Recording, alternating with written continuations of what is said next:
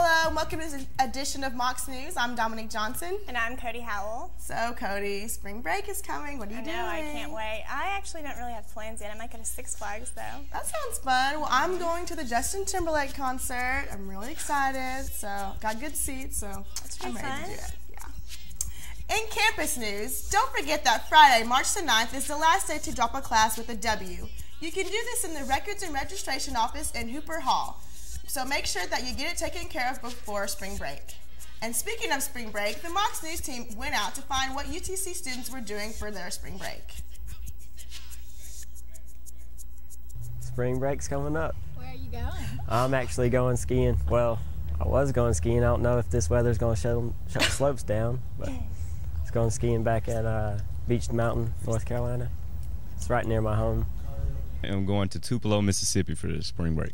Ooh, what are you going to do in Tupelo, Mississippi? My sister is getting married, so I have to go. Yeah, I'd probably just hang out with the guys, play some basketball, just hang out and just, relax and play, and the school stuff, go away for a while.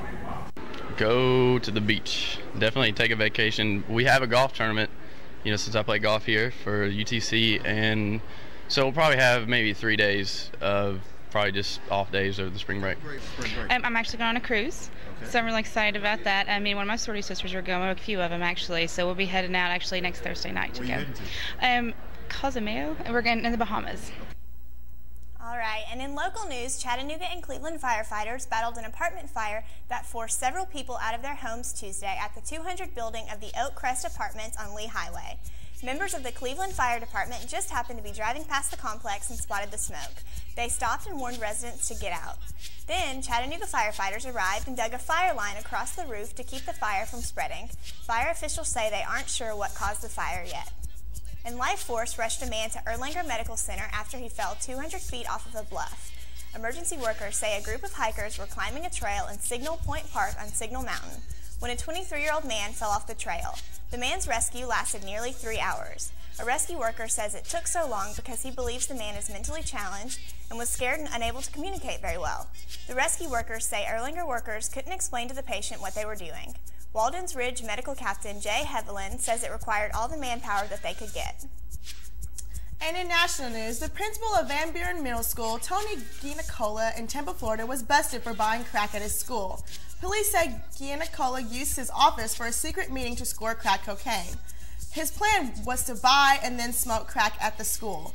Giannicola was busted by an undercover cop and apologized to students when he was taken to jail.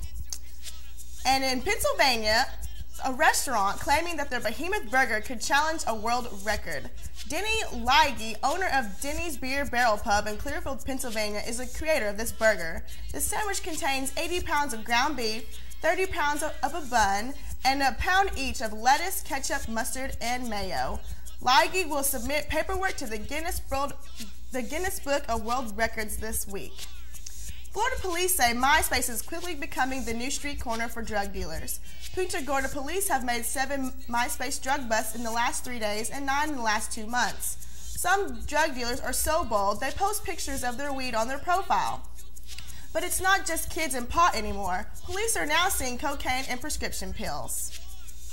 Wow, so what do you think about all that stuff on MySpace? It just doesn't seem very smart to put it on your MySpace for anyone to see, I know. People need to be careful, really careful.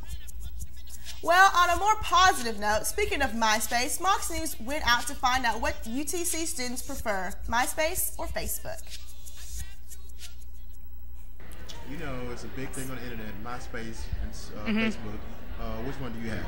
I have both actually, but I really prefer my MySpace over my Facebook. I don't really fool with all that stuff. Okay, so why do you have a Facebook page?